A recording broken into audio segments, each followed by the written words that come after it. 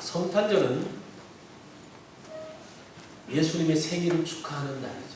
예수님께서 이 땅에 오신 것을 축하하는 날입니다.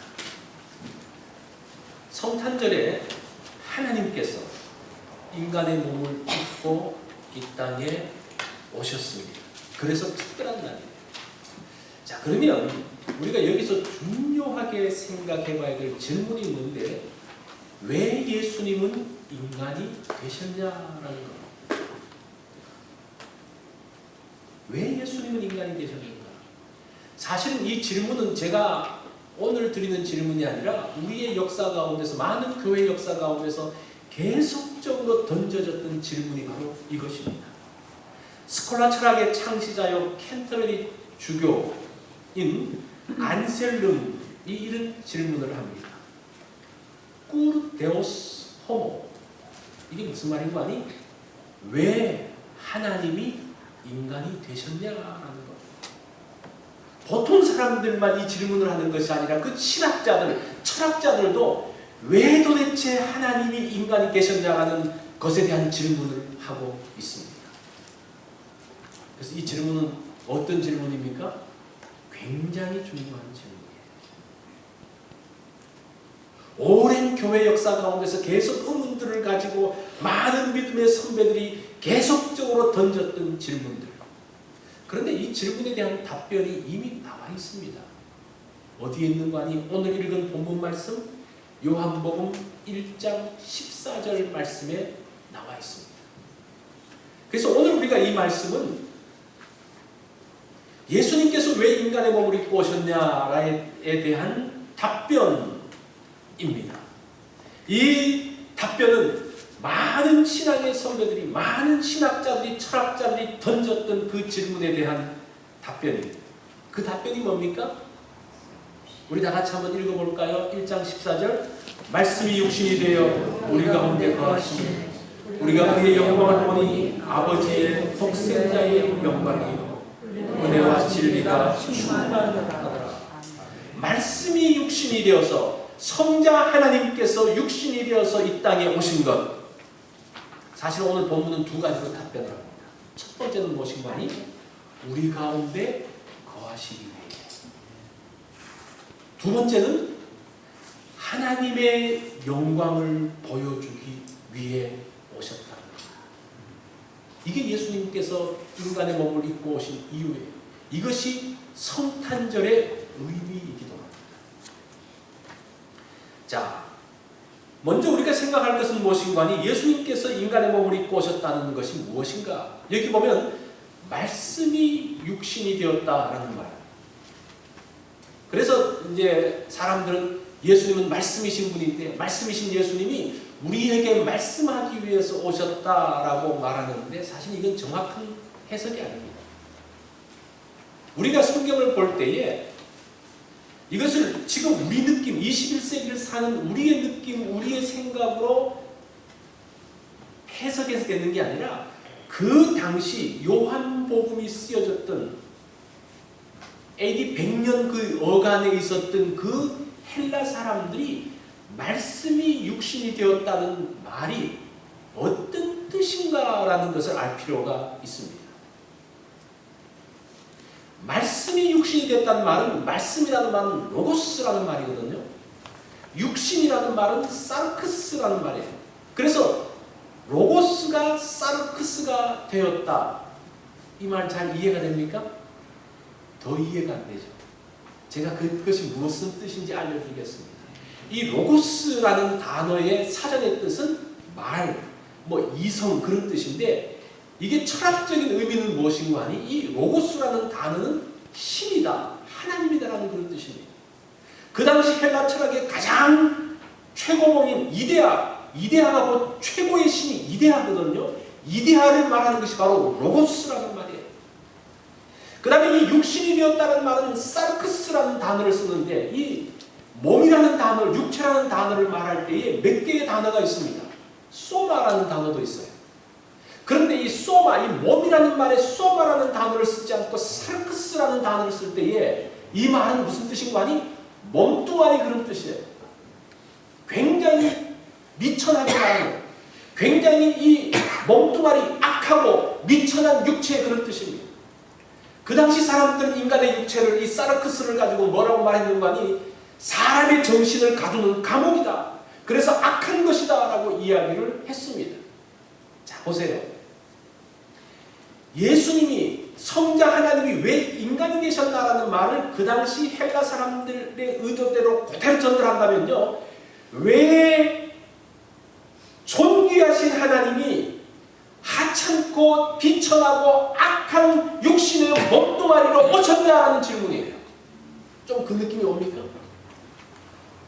사실은 그 당시 사람들은 로고스가 사르크스가 되었다는 말은 이해할 수가 없습니다. 왜냐하면 이 둘 사이는 도저히 섞일 수 없는 것이기 때문에 그 존귀하신 하나님이, 이 거룩하신 하나님이 이 더럽고 악한 몸으로 오실 리가 없다는 겁니다. 없다는 거예요. 이거는 말이 안 된다는 거예요. 그런데 요한은 뭐라고 이야기합니까? 예수님이, 그 말씀이신 로고스이신 예수 그리스도가 무엇이었다는 거 말합니까? 사르크스가 되겠다. 이 몸뚱아리같이 미천하고 악한 몸뚱아리를 입고 이 땅에 오셨다는 말씀을 하고 있는 것. 이것이 조금 이해가 됐는지 모르겠어요. 빌립보서 2장 7절은 이 말씀을 받아서 이렇게 이야기를 합니다. 자기를 비워 종의 형체가 되어 그 존귀하신 하나님이 모든 것들을 비우시고 종의 형체가 되어서 노예가 되어서 이 땅에 오셨다라고 말씀을 하고 있습니다. 그래서 사실은 성경에 나오는 그 모든 내용들이 다 연결되어지고 있습니다. 왜 로고스가 사르크스가 되었는가? 왜 육신이, 왜 하나님이 육신이 되으셨는가? 그것은 하나님께서 인간과 교제하기 위해서 오셨다. 인간과 교제하기 위해서 육신의 몸을 입고 오셨다는 것. 하나님과 사람 사이에는 사실은 대화가 되지 않습니다. 왜냐하면 이 하나님은 뭐 다 할 수 있지만 우리가 그 크신 하나님을 이해할 수가 없는 거예요. 우리는 그냥 보잘것없는 인간이 그 거대하신, 우리가 이해할 수 없는 그 하나님과 대화할 수가 없다는 겁니다. 예를 들어보면 사람들이 애완견을 참 좋아합니다. 그죠? 그 애완견 좋아하는 사람들 보면요, 참 끔찍합니다. 잘 때도 그냥 자기 침대에서 재웁니다. 그런데 그 애완견과 사람 사이에 대화가 됩니까? 어때요? 뭐 밥 먹어라, 뭐 어떻게 하라, 그 정도는 하겠지만 그 심오한 대화를 할 수가 있습니까? 깊은 마음에 그 사랑을 전달할 수가 있습니까? 그 심오한 것들을 다 이야기할 수가 있습니까? 아무리 사랑하지만 할 수가 없는 거예요. 왜냐하면 종이라기 때문에. 이게 지금 하나님과 인간 사이의 그 단절입니다. 코드가 다른 거예요. 우리가 미물들, 곤충들을 보면서 그 곤충들이 하는 것들을 다 이해할 수 있습니까? 그래서 우리는 그렇게 말하죠. 곤충들이 뭐라 그러면 곤충들이 운다, 아니면 노래한다, 뭐 그 둘 중에 하나예요. 무슨 뜻인지 모르고 저거 우는 거야, 저거 노래하는 거야, 뭐 그렇게 말하는. 곤충도 이해할 수 없는 그 인간이 그 크신 하나님을 이해할 수 있는가? 불가능합니다. 그래서 인간이 결코 하나님께 올라가서 이해할 수가 없습니다. 그래서 그 하나님께서 이 땅에 오신 거예요. 뭐 하기 위해서? 우리를 만나시고 우리와 대화하기 위해서 이 땅에 오신 것. 우리에게 오신 분은 이위 하나님, 성자 하나님입니다. 요한복음 1장 1절에 보니까 태초에 말씀이 계시니라. 이 말씀이 하나님과 함께 계셨으니 이 말씀은 곧 하나님이니라. 이 로고스, 말씀, 로고스는 곧 하나님이니라. 2절로 3절에 보면 그가 태초에 하나님과 함께 계셨고 만물이 그로 말미암아 지은 바 되었으니 지은 것이 하나도 그가 없이는 된 것이 없느니라. 자, 보세요. 예수 그리스도가 언제 계셨다고 말합니까? 태초에 계셨다라고 이야기합니다. 이 태초라는 단어가 창세기에서는, 태초라는 단어는 시작, 시간의 시작을 말하는데 요한복음에 말하고 있는 이 태초라는 뜻은 영원 이전이라는 뜻이에요. 영원 이전에, 그 시간이 시작되어지기 이전에 예수님이 계시면서 하나님 삼위 하나님이 함께 계시면서 천지를 창조하셨다라고 이야기합니다. 사실은 천지 창조가 삼위 하나님의 작품입니다. 그래서 우리가 우리의 형상대로, 그죠? 내가 1인칭을 쓰지 않고 우리가라는 단어를 씁니다. 복수 형태를 쓰고 있습니다. 자, 그분이 영원전부터, 태초에 영원전부터 계셨던 그 하나님이 이제 육신의 몸을 입고 이 땅에 오셨습니다. 자, 왜 오셨는가? 두 가지를 말씀드렸죠. 그 첫 번째가 우리 가운데 거하시기 위해서. 이것을 한마디로 말하면 뭡니까? 임마누엘이야. 그죠? 우리와 함께 하시기 위해서. 14절에 보면 말씀이 육신이 되어 우리 가운데 거하시며, 이 거한다라는 단어가 천막 친다 그런 뜻이에요. 천막 쳐서 같이 거한다라는 그런 뜻입니다. 그리고 이 거한다라는 단어를 보면요, 이 단어가 동사 부정형, 부정과거형입니다. 그러니까 이건 무슨 말인가 하니 일회적인 성격을 이야기합니다. 예수님께서 육신의 몸을 입고 그냥 계속 있은 것이 아니라 일회적으로, 일시적으로 있었던 사건을 말하고 있습니다. 예수님께서 공생의 기간 동안 육신의 몸을 입고 계시다가 다시 이제 하늘로 올라가시죠. 그러면 도대체 이 일회적인 사건, 일시적으로 육신의 몸을 입고 오신 이유가 뭘까? 그게 뭐라는 겁니까? 우리와 함께 거하기 위해서. 우리와 함께 거하시면서 뭐 하십니까? 말씀하시죠. 우리에게 은혜를 베풀어 주시죠. 인간인 죄인들을 구원하기 위해서 오셨습니다. 누가복음 1장 31절에 보면 천사가 마리아에게 현몽할 때에 뭐라고 말하는 거 아니? 보라, 내가 수태하여 아들을 낳으리니 그 이름을 누구로 하라? 예수로 하라. 예수. 마태복음 1장 23절에 보면 보나라 처녀가 잉태하여 아들을 낳으리니 그 이름을 뭐라 하라? 임마누엘이라. 보세요. 두 가지 이름이 나와요. 예수라는 이름과 뭐가 나옵니까? 임마누엘이라는 이름이 나와요. 예수라는 이름의 뜻이 뭡니까? 구원자라는 뜻이에요. 임마누엘은 뭡니까? 우리와 함께 계신다. 이 두 가지를 합하면 뭐가 됩니까? 우리를 구원하기 위해서 우리와 함께 계신 분이다라는 뜻입니다. 왜 구하십니까? 왜 인간의 몸을 입고 오셨습니까? 우리를 구원하시기 위해서. 예수님은 흠없는 제물이 되셔서 십자가에서 달리셔서 온 죄인들의 죄를 씻으시고 온전케 하시고, 그것을 위해서, 그것을 통해서 우리로 다시 회복하시고, 그 모든 하나님과의 그 막혔던 땅을 다 풀어버리고 하나님과 연결시키고, 하나님과 우리 사이에 그 막혔던 그 지성소의 휘장을 찢어버리시고, 이제는 우리가 어떻게 합니까? 하나님 앞에 나갈 수 있도록 만드신 것. 그것을 위해서 오셨다. 우리와 함께 계시면서 우리를 보호하시고 인도하시고 우리를 도우시고 위로하시는, 궁극적으로 우리를 구원하시기 위해서 예수님이 오셨다는 것. 이 구원이라는 개념은 구약에서는 민족을 구원받고, 그러니까 어떤 위험으로부터 개인이 구원받고 민족이 구원받는 것이라면, 신약에 오면 그것이 좀 영적인 의미로 깊어집니다. 죄에서, 위험에서 구원받는, 모든 죄와 속박에서 해방되어진 것. 그것이 예수님께서 인간의 몸을 입고 오신 이유라는 것. 하나님께서 오시지 않고도 처리할 수 있는가? 하나님께서 오시지 않고 처리할 수 있겠죠? 그냥 예수 안 믿는 사람들 그냥 약 그래가지고 한 번에 예수 믿게 만들 수 있어요. 그게 쉽겠습니까? 예수님이 몸을 입고 오시는 게 쉽겠습니까? 그냥 약 그래가지고 구원받으면 이게 어떻게 구원받는지 모르고 그냥 하나님께서 원하시는 것이 그것이 아니다. 하나님을 이해할 수 있다. 그래서 하나님은 본격적이라는 거예요. 아빠가 애들을 돈만 주고 기를 수도 있어요. 그게 인격적인 교제가 됩니까? 거기서 문제가 생기죠.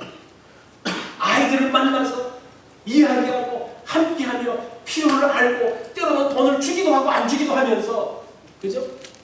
함께하는, 그것이 바로 예수 그리스도께서 인간의 몸을 입고 오신 성육신, 인카네이션이 바로 그런 뜻입니다.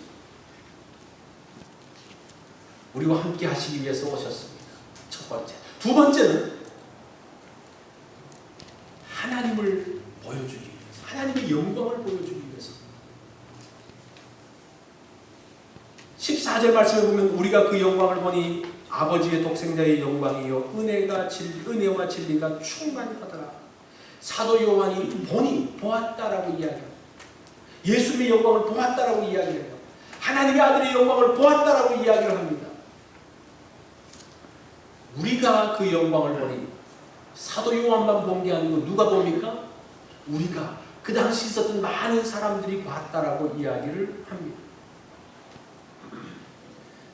그 영광은 우리 인간의 눈에 의해서 목격되어졌습니다. 그냥 환상으로 본 게 아니에요. 실제적으로 본 겁니다.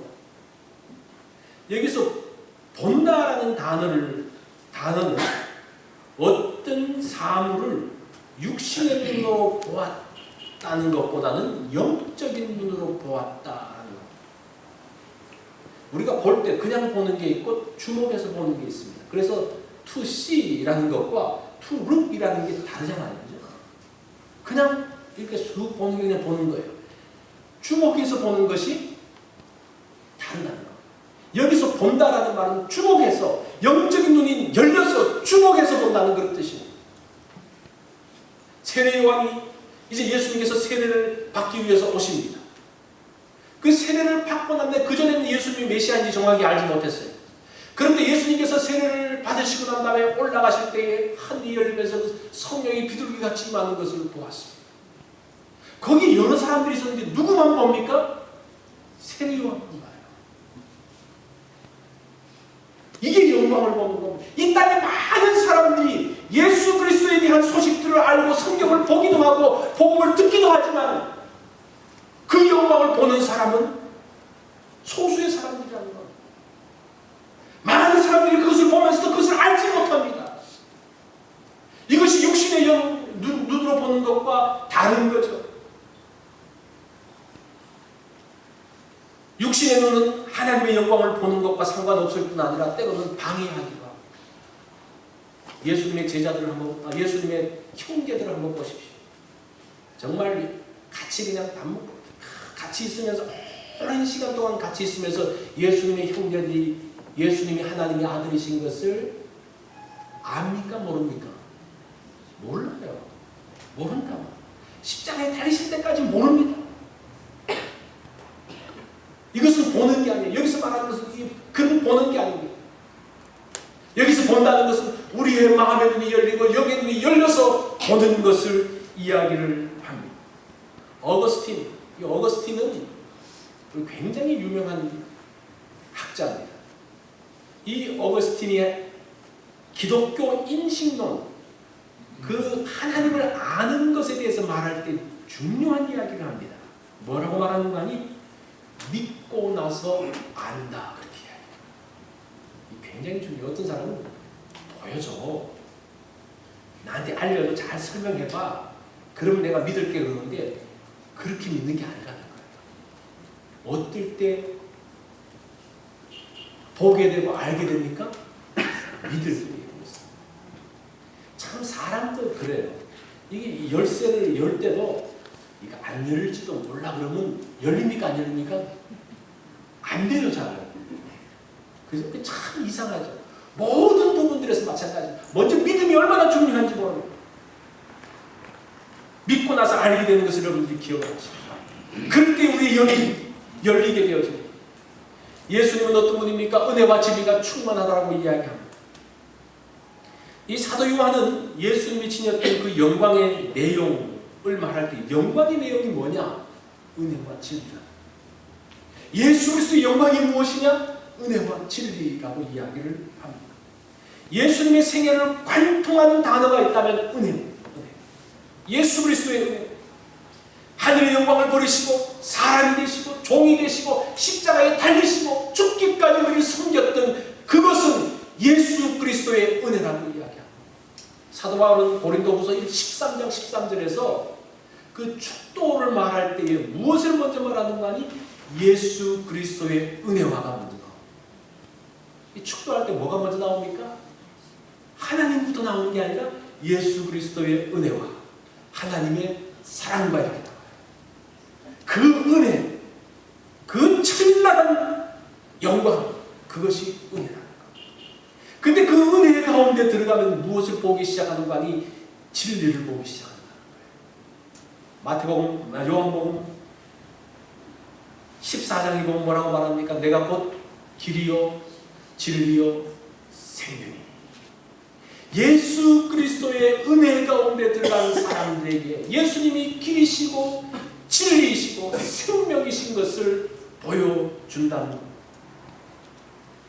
자, 성탄절은 인간의 몸을 입고 오신 예수 그리스도를 기억하는 절기입니다. 우리가 성탄절에 예수님의 영광을 봐야 돼요. 근데 많은 분들이 성탄절에 뭘 봅니까? 예수님의 영광을 보는 게 아니라 어떤 영광을, 뭘 봅니까? 어떻게 하면 즐겁게 놀까? 내가 영광 받는 것을, 어떤 사람은 돈을 많이 벌어서 어떻게 하면 내 배를 채울까? 그런 육신의 생각 가운데 있는 사람은 결코 그 영광을 보지 못합니다. 크리스마스 전후, 성탄절 전후를 가장 좋아하는 존재가 누군지 압니까? 사탄이에요, 사탄. 이 크리스마스 전후에 범죄가 제일 많아요.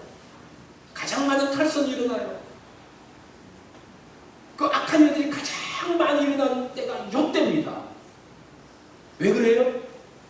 독생자 하나님의 영광을 보지 못하고 뭘 보는 겁니까? 자기 기쁨, 자기 즐거움을 따라가니까 이 날이 참으로 타락되어진 날이 되어져 버렸어요. 예수 그리스도의 영광을 본 사람이 있습니다. 4세기에 지중해 연안의 케일이라는 마을에 니콜라스라는 교회 감독이 있었습니다. 이분은 이제 로마의 핍박 가운데서 감옥에서 있었던 분이에요. 감옥에 있으면서 이 죄수들 가운데서 병든 사람들, 어려운 사람들을 도와줬어요.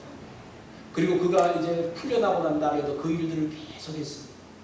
사람들을 도와줄 뿐 아니라 특별히 성탄절을 전후해가지고 이제 그 모아뒀던 음식과 그 옷들을 가난한 사람들에게 찾아가서 그 문 앞에 놓고 가는 거예요.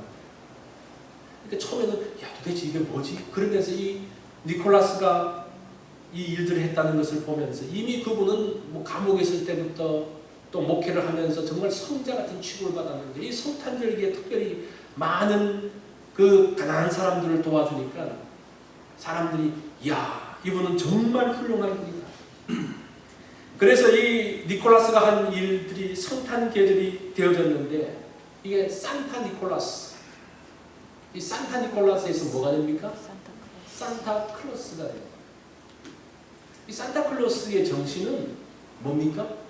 내가 낮은 자리에 내려가서 같이 나누고 베풀고 사랑을 주면서 예수 그리스도의 영광을 보여주는. 근데 오늘 산타클로스는 어떻게 바뀌었습니까? 산타클로스가 오늘 나한테 무슨 선물을 줄까? 그걸로 바뀌었어요. 내가 무엇인가를 베푸는 그 정신이 이 사람의 죄성으로 인해서 하나님의 영광을 보지 못함으로 해서 뭐로 바뀝니까? 어떻게 하면 내가 필요한 것을 채우고 내가 원하는 것을 가지고 나의 기쁨을 만족시키는 그런 날로 바뀌었다는 거예요. 산타클로스가 그렇게 바뀌어졌다는 거예요. 이 산타클로스, 변형되어진 산타클로스가 예수님의 자리마저 싹 바꾸쳤습니다. 이것이 이 시대의 비극. 왜 그럽니까? 인간의 몸을 입고 이 땅에 오신 예수 그리스도의 영광을 알지 못하기 때문에 그렇습니다. 육신의 눈으로는 그것을 볼 수가 없는 거죠. 볼 수가 없어요.